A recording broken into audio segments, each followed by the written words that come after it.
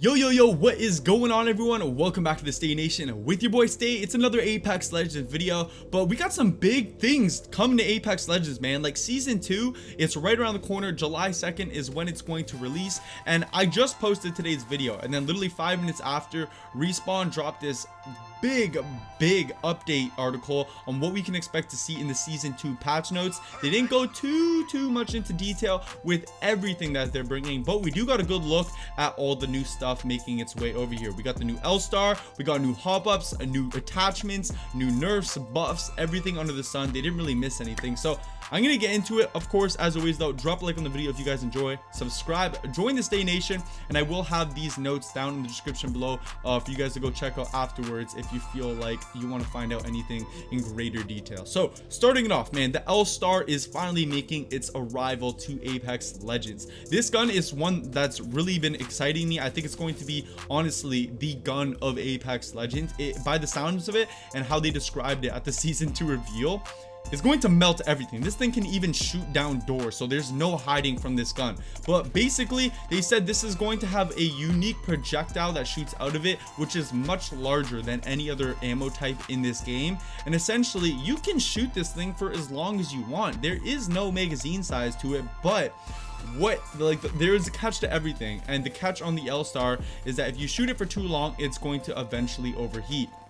And if you end up overheating the LStar, the lens that you aim with is going to crack. Now, they didn't get into too much detail about how you replace the lens. They said you will have to replace it though, but they said it will just take time. So maybe just letting the LStar cool down after you use it, and then maybe granting yourself an additional 60 seconds if you did manage to overheat it, the lens will repair itself. But other than that, we don't know much. They just said the best of players in the Apex Legends world will learn to master this weapon and feather tap the trigger on it, so this way you don't manage to overheat it when you use it. I don't think that's going to be too big of a problem. I think that was just their way of telling us that the LStar is going to be a fairly powerful weapon that will overheat if you do spray the gun. Now, the LStar will only spawn in care packages, okay? If you guys were wondering where you get this gun from, essentially it's going to drop like the Mastiff and the Kraber. You're only going to find those care packages mid to late game, so I don't see yourself picking one off the floor when you drop into Skull Town, luckily.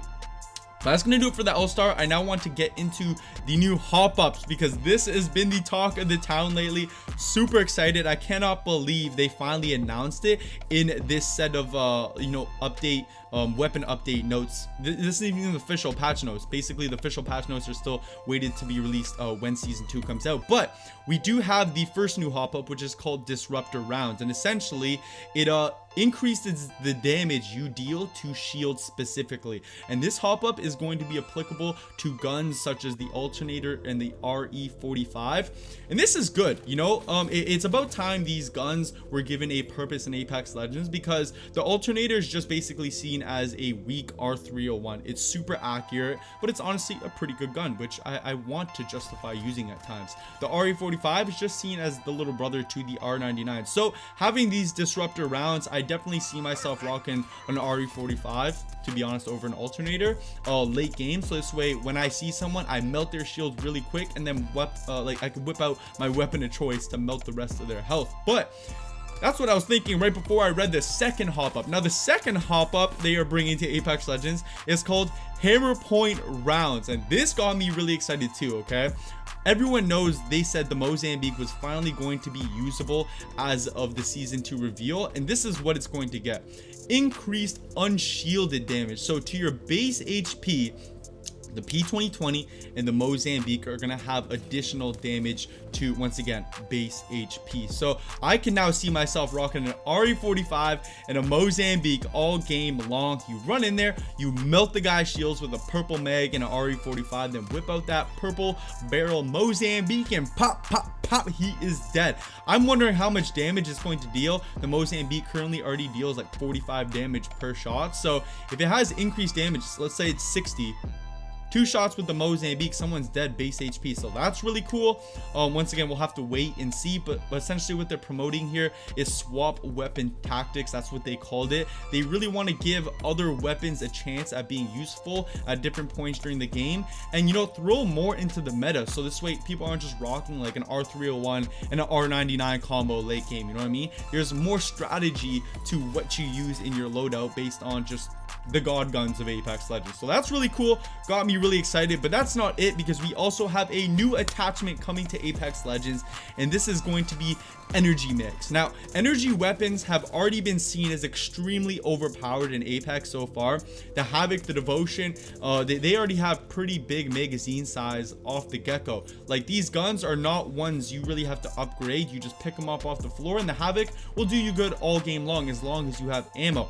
And then the triple take, it's obviously probably one of the best snipers in Apex Legends. So having an increased ammo capacity to your energy weapons now, and there is going to be multiple tiers to these energy mags. There's going to be our common, rares, epics, and then legendaries, but they're also going to increase reload times just like every other magazine. So I think this is going to be dangerous, man. I really think this is going to be dangerous. Havoc, to me, like, Havoc is the best gun in the game, especially with the turbocharger. So with an extended mag, it's already got 32 bullets in its magazine. Woo!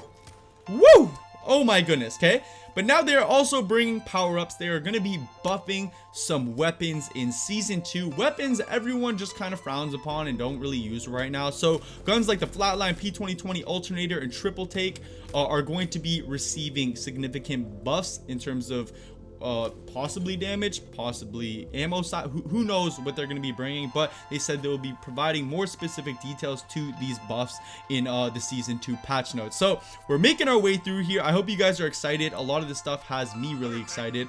But now we're going to get into some throwables, because they've also addressed some stuff for Arc Stars when Season 2 arrives. Okay, they said Arc Stars had been a little bit too spiky since the release of Apex Legends, and I have to agree with them. They are most definitely the best throwable in Apex Legends, other than your flare grenades, which I like to throw through doors now. I don't really like to use anything else other than Arc Stars. But basically, they've increased the ignition delay from 2.5 to 2.8 seconds. So there's going to be a little bit more of a delay now for people to get away when you throw an Arc Star at them. I know Arc Stars do serious damage, man. They obliterate your shield. So giving us a little bit more of a chance to avoid that, it's fair. But they also gave it a little bit of a nerf at the same time. So if you stick someone with an Arc Star now, it instantly knocks you. So you better, I don't know what you're gonna do, man. You see yourself get stuck by an Arc Star, you just take cover and try to find a good hiding spot before you blow up. And then lastly, players at the edge of the radius of an Arc Star explosion are no longer going to have their shields absolutely obliterated. So it might take some of your shield, but it isn't going to destroy you, because, you know, it's just not fair. You're on the brink of escaping an Arc Star, and it still does the same damage as if you were like it was at your feet. So it's good to see that they brought some nerfs and buffs to the Arc Stars. But now we're going to get into the gold weapons, because there's a full new set of gold weapons coming to Apex Legends in Season 2. Currently, right now, we have the gold Peacekeeper, the gold Wingman, the gold R301, and the gold Havoc. But hopefully they bring completely new ones. Like, I would love to see a gold R99. If they're bringing buffs to like the Flatline, maybe a gold Flatline, maybe even a gold Triple Take. Who knows? The possibilities are endless, but it's going to be really cool to see new versions of gold weapons in Season 2. I'm kind of sick of the gold ones right now. I don't really like the Peacekeeper. I don't use it that much. The Wingman, it's sick. The 301's probably my favorite, but it's time for a redo. But now there's also been changes to the ammo stack sizes in your inventory. Okay, so basically shotguns max stack size. So basically, when I say stack size, if you're in your inventory and you have the one slot for shotgun ammo, you can stack normally up to 64 shotgun ammo, but now it's been reduced to 16 shotgun ammo. That is a next level out of this world nerf to shotgun ammo stacks. You're basically gonna have to carry 3 stacks of shotgun ammo to fit comfortably, enough ammo to you know, get you through gunfights. I think it was pretty overpowered before, having 1 stack for shotgun ammo, and that's all you needed. That really cleared up your inventory, so it's now on par with other things like light ammo and heavy ammo. I think 3 stacks is good enough for 1 weapon. But on top of that, energy ammo has also received a buff to their stack, so basically you can now carry 80 instead of 60 stacks. So you're going to be able to carry a little bit more energy. That's on par with R301s and Hemlocks now, heavy and light ammo. It's just good to see that they've made everything a little bit even. But once again, energy is pretty overpowered already, so maybe it's setting it too high above the rest of the weapon categories. And lastly, in terms of airdrop weapons, they did a little bit of nitpicking with how they drop. Essentially, mid-game, you're going to be finding more Kravers out of your care packages, and then late game, they're going to try to spawn more Mastiffs. I don't know how I feel about this. Obviously, close range encounters are going to be something you have inevitably at end game because you got to take on that final squad. But I honestly really like finding Kravers end games. It allows for fun trick shots. So hopefully, honestly, I hope they go back on that before season 2, but the LStar will also be thrown into the mix of that as well. So maybe I won't care about the Kraber. I'll just use the LStar.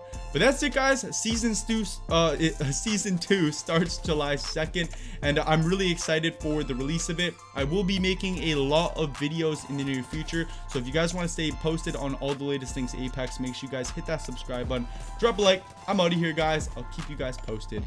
Peace out. Perfect.